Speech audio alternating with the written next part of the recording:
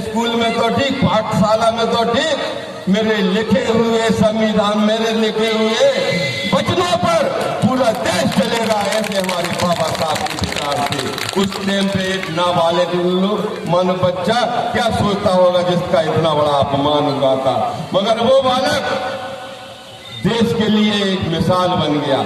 बाबा साहब ने इतनी पढ़ाई की कि 32 डिग्रियां हासिल कर ली उनने, 9 भाषा का ज्ञान था उनको। बाबा साहब ने जब उनके लिए मौका मिला तो उनने अनुसूचित जनजाति के अकेले बाबा नहीं थे, बाबा साहब हर समाज के लिए थे। और समाज होती क्या है? समाज कोई जाति नहीं है, जाति तो ये मनुवादियों ने बना दी है। जाति एक इंसानियत होती है, अगर इंसानियत अगर आदमी में है वो सबसे बड़ी जाति होती है, उससे बड़ी जाति कोई नहीं होती है। बाबा साहब ने कहा था पढ़ना लिखना सीखो, जात पात पे लड़ना सीखो, क्यों करते हो सलामी, छोड़ दो यारो गुलामी, छोड़ दो यारो गुलामी।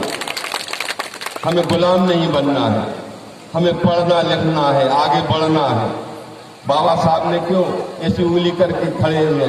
हर जगह बाबा साहब ऐसे आपको दिखे होंगे, कई जगह पे तो ऐसी उंगली करे हुए हैं, तो बाबा साहब को क्या हाथ नहीं दुखा होगा? मगर वो इशारा कर रहे हैं किनके लिए? जो आज हम भीख मांगते फिर रहे हैं उनके लिए इशारा कर रहे हैं। पढ़ो लिखो, आगे बढ़ो और जाके संसद में बैठो, विधानसभा में बैठो, आपको कुबेर का खजाना मिल जाएगा, आपको बड़े बड़े अधिकारी सलूट मारेंगे, जैसे आज हमारे विधायक बन गए तो विधायक को बड़े बड़े सलूट मारते हैं। तो वो कुबेर के खजाने हैं जहां आप पढ़ लिख के पहुंच जाओगे।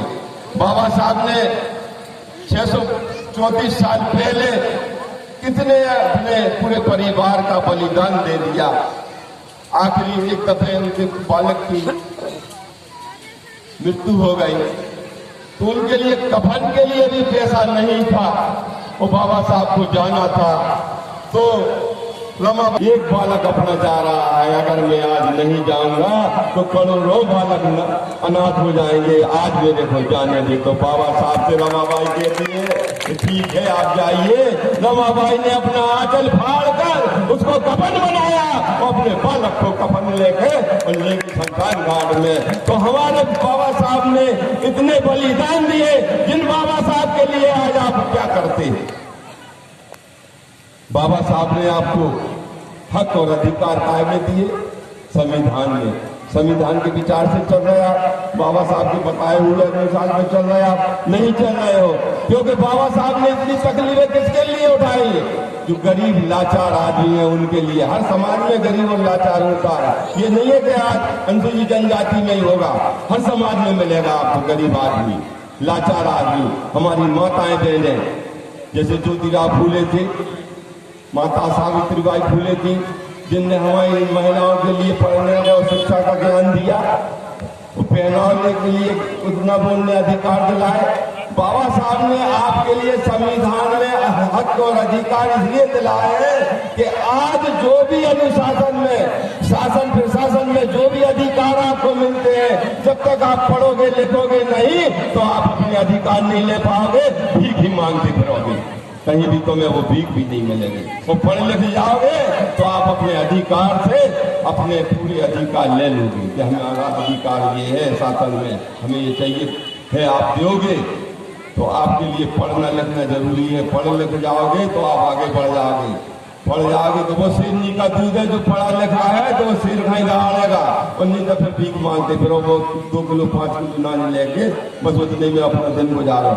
और हमारे लिए बाबा साहब ने तो गुलामी से आजाद कर दिया था, मगर आज ऐसी समस्या हमारे बीच में, छोटी छोटी बस्तियों में, छोटे छोटे समाजों में जो ये लाल पीली वाला काम चल रहा है, गांव गांव घर घर में बिक रही है, उसके लिए बंद करवाओ। सभी जनों से मैं हाथ जोड़कर निवेदन कर रहा हूँ, नहीं तो हमारे लिए बाल बच्चे और हम फिर से गुलाम बन जाएंगे। जब तो बाबा साहब थे हमारे लिए, गुलामी से आजाद कर गए, अब तो बाबा साहब भी नहीं है मगर हम तो है। हमें इसको लाल पीली हमारे इस बस्तियों में जो बिकती है उसको बिल्कुल से बंद करवा दो, नहीं तो इस गुलामी से हमें कोई भी आजाद नहीं कर पाएगा। शमशान में पहुंचोगे सीधे आप। मैं अपनी बात में यहीं पर गिराऊंगा क्योंकि बहुत से बच्चा बैठे हैं और मेरे को जाना भी है। जय भीम, जय भारत।